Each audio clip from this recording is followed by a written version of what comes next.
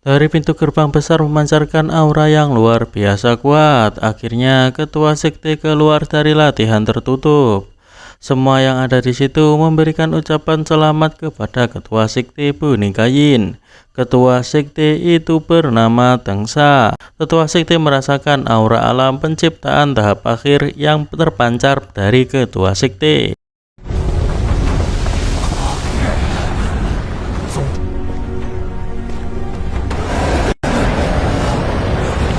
Selama bertahun-tahun, ketua sekte telah bekerja keras, tetapi tetap saja tidak bisa membuka harta karun sekte kuno. Sekarang, ketua sekte telah mencapai alam penciptaan tahap akhir. Ini adalah waktu yang tepat untuk membuka segel harta karun. Jika saja bisa memahami misteri sekte kuno, sekte Bunikayin pasti akan mendominasi seluruh dinasti Agung Yan. Ketua sekte meminta untuk segera memanggil semua tetua cabang untuk kembali ke markas pusat dan bersiap untuk membuka segel harta karun. 参悟远古宗派的奥秘，立刻召集所有分。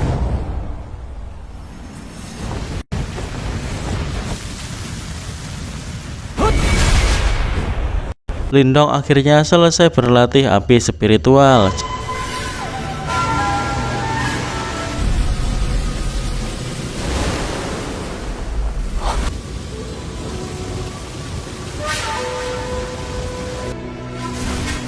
Jiwa monster naga kelelawar darah yang telah Xiao Diao serap sungguh luar biasa.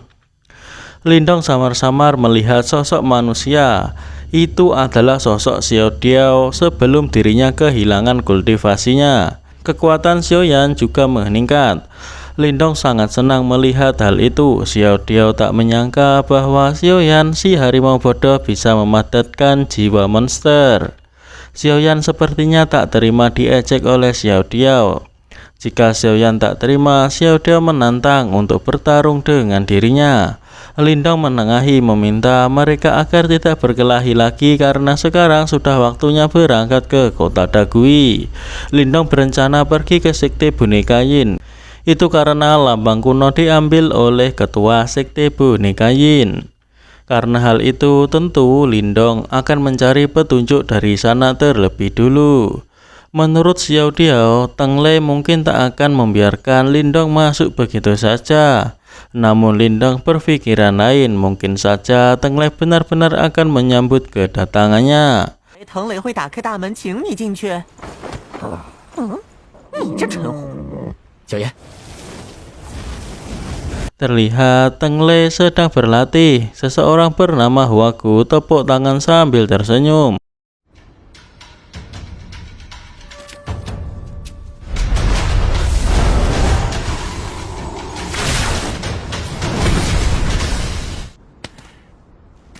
Huagu mengatakan 9 kehancuran bayangan ungu yang ketua muda dapatkan dari ruang prasasti kuno Dahuang.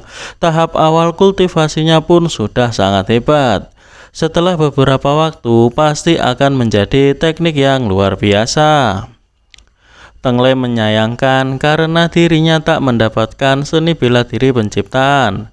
Ia mengira jika hal itu malah menguntungkan untuk Lindong. Huagu menyayangkan Lindong yang telah mati di ruang prasasti kuno Dahuang. Kalau tidak, Huagu pasti akan membunuh Lindong dengan tangannya sendiri untuk membalaskan dendam bagi Zhong. Teng Lei melihat jika tetua Huagu kemungkinan sudah tidak punya kesempatan. Dengan kekuatan mengerikan penjaga itu, Lindong pasti tak mempunyai kesempatan untuk hidup. Huagu membenarkan apa yang dikatakan oleh Tuan Muda Teng Lei. Teng Lei mengatakan, namun kali ini telah menemukan istana bawah tanah secara tidak sengaja. Hanya saja penjaga itu terlalu kuat. Tetua Huagu meyakinkan Tuan Muda Teng Lei agar tak perlu khawatir. Saat prasasti kuno Dahuang dibuka lagi, bisa meminta ketua sekte untuk mengumpulkan orang-orang hebat untuk memasuki istana bawah tanah. Teng Lei berpikir jika bisa mendapatkan harta karun di istana bawah tanah, mungkin sekte Bunikayin akan melampaui 4 keluarga besar. ada burung yang membawa sebuah pesan. Pesan itu berasal dari ketua sekte boneka Yin. Ketua sekte meminta Teng Lei segera meminta Paman Cao Zhen kembali ke markas pusat. Ketua sekte berencana mengumpulkan semua anggota sekte 10 hari lagi untuk membuka segel harta karun dari prasasti kuno. Sepertinya ketua sekte sudah yakin sepenuhnya seseorang meminta Teng Lei untuk segera keluar. Teng Lei tak tahu siapakah yang memanggilnya. Seorang bawahan memberitahu jika itu adalah Lindong. Lindong berteriak-teriak di depan pintu. Teng Lei tak menyangka jika Lindong masih hidup. Teng Lei meminta tetua Huagu untuk mengumpulkan semua orang karena hari ini dirinya akan membuat Lindong tak bisa kembali lagi. Orang-orang di situ tak menyangka ada orang yang mengacau di depan pintu sekte boneka Yin, mengira jika orang itu sudah gila. Akhirnya Teng Lei keluar.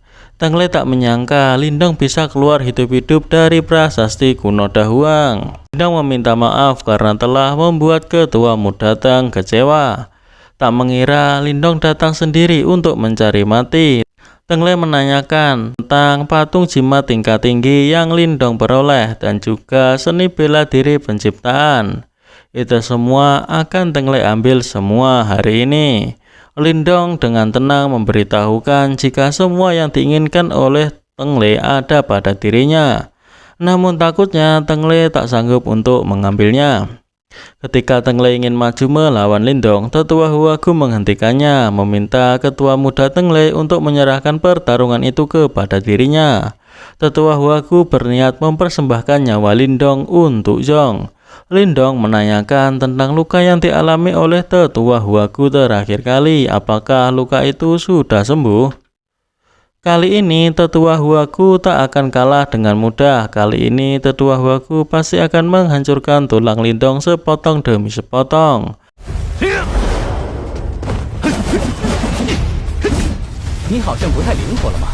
Setelah beberapa saat bertarung, Lindong menyindir tetua Huagu jika gerakannya sudah tidak lincah lagi. Lindong berpikir jika luka yang terakhir kali belumlah pulih.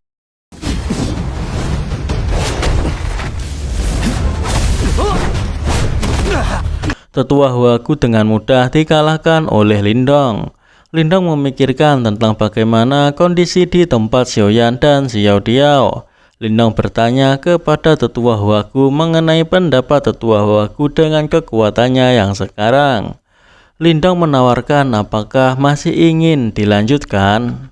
Nampaknya hal itu malah membuat tetua Huagu semakin emosi.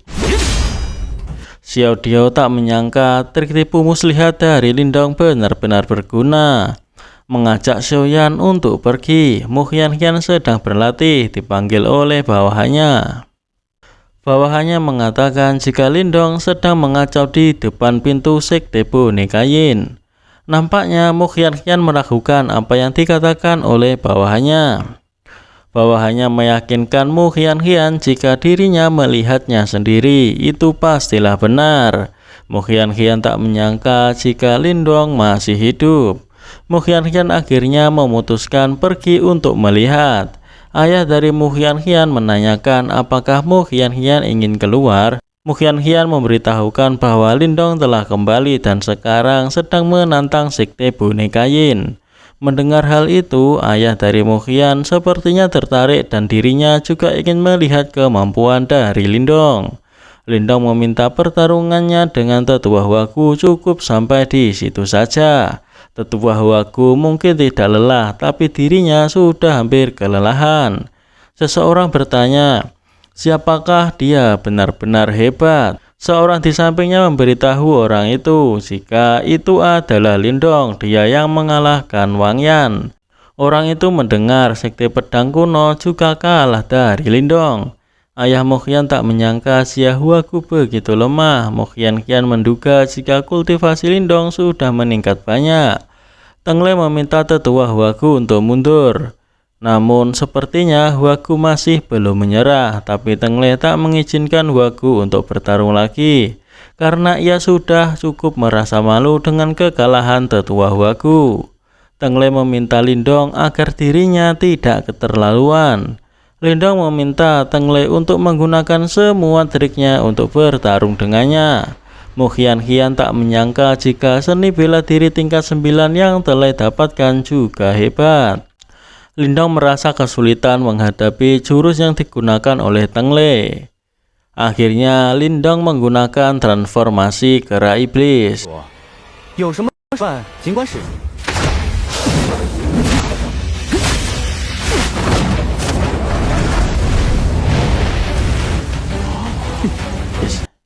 Lindong memuji seni bela diri tingkat 9 yang telah digunakan cukup hebat. Teng Lei menanyakan seni bela diri penciptaan yang Lindong dapatkan, mengapa tidak Lindong gunakan untuk menghadapinya. Teng Lei mengira bakat dari Lindong tidak cukup dan tidak bisa berlatih seni bela diri itu. Untuk melawan Teng Lei, Lindong tak perlu menggunakan seni bela diri penciptaan. Karena hal itu, Teng Lei akan membuat Lindong menyesal karena tak menggunakannya.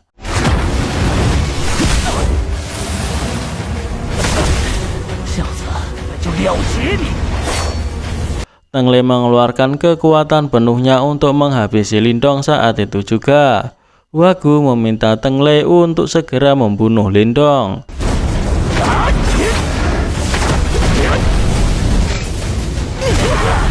Ayah Mu Qianqian kagum dengan Lindong yang memperkuat tubuhnya hingga sampai seperti itu. Itu setara dengan sekte iblis agung. Lindong berhasil menjatuhkan Teng Lei. Meski Teng Lei sudah kalah, ia tetap mengancam bahwa dirinya akan membunuh Lindong saat itu juga.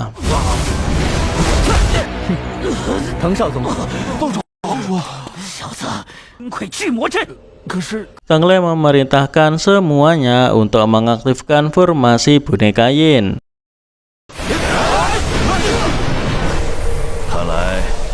Ayah Mu Qianqian menduga jika Teng Lei sudah panik karena ia berani menggunakan formasi yang begitu boros hanya untuk berhadapan dengan Lindong. Mu Qianqian berencana ingin membantu Lindong, namun sebelum ia mengambil tindakan, ia menanyakan pendapat ayahnya terlebih dahulu. Karena ini urusan antara boneka Yin dan Lindong, mereka tidak perlu membantu, cukup melihatnya saja. Orang-orang yang melihat pertarungan itu menganggap jika sekte boneka Yin sudah gila. Mengaktifkan formasi sebesar itu membuat orang-orang di sekitarnya takut dan berlarian menjauh dari formasi. Lindong menggunakan teknik tombak Tianlin, tombak naga surgawi, untuk menahan serangan dari formasi tersebut.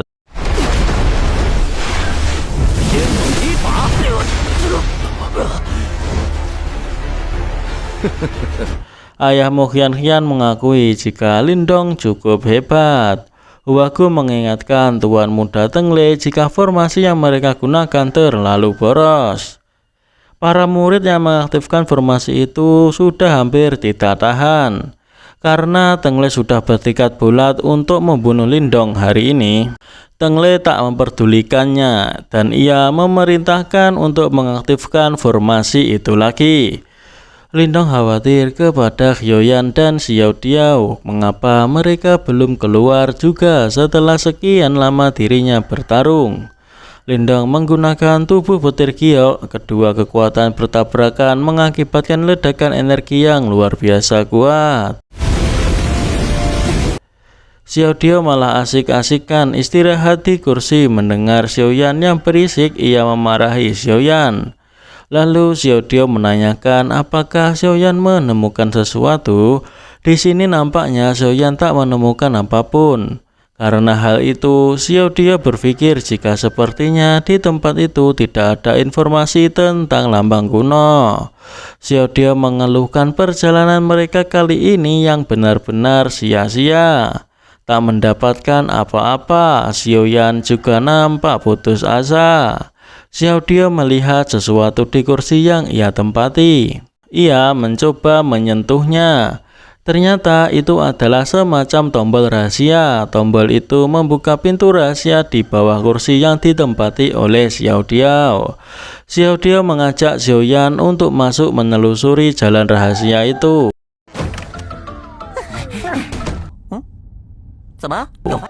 Sepertinya Xiaoyan menemukan sesuatu. Xiaoyan menunjukkan pintu besar. Pintu itu beda dari yang lain. Xiao Dio yang melihat itu berpikiran jika itu tidak seperti tempat menyimpan harta karun. Dan benar saja, beberapa saat kemudian dari pintu tersebut mengeluarkan api. Xiao Dio segera mengajak Xiaoyan untuk pergi. Sepertinya formasi boneka Yin tak dapat mengalahkan Lindong. Melihat Lindong yang tak terluka sama sekali, Teng Lei memerintah semua untuk mengaktifkan formasi lagi. Namun sayang, kekuatan sejati para murid sudah terkuras habis. Mu Qianqian yakin jika kali ini sekte boneka Yin benar-benar akan kalah. Namun ayah Mu Qianqian tak sependapat dengan apa yang dikatakan oleh Mu Qianqian. Terjadi ledakan di dalam sekte boneka Yin. Semua mata tertuju ke arah suara ledakan tersebut. Dari ledakan itu muncul Xiaoyan dan juga Xiao Diao. Xiao Diao mengajak Lindong untuk segera pergi. Sebelum pergi, Lindong menanyakan mengenai informasi tentang lambang kuno. Sayangnya Xiao Dio dan Xiaoyan tak mendapatkan informasi mengenai lambang kuno di tempat itu. Ketika Lindong ingin pergi, tiba-tiba muncul seorang lelaki. Sepertinya lelaki itu adalah orang yang ada di balik pintu yang ditemukan oleh Xiaoyan tadi. Lelaki itu bernama Cao Zhen. Dia hanya berlatih tertutup selama 1 tahun, namun sekarang orang tidak dikenal pun berani mengacau di sekte boneka Yin. Yang Cao Zhen maksud adalah Lindong. Cao Zhen berada di alam penciptaan setengah langkah. 你们总算出来了。我们走。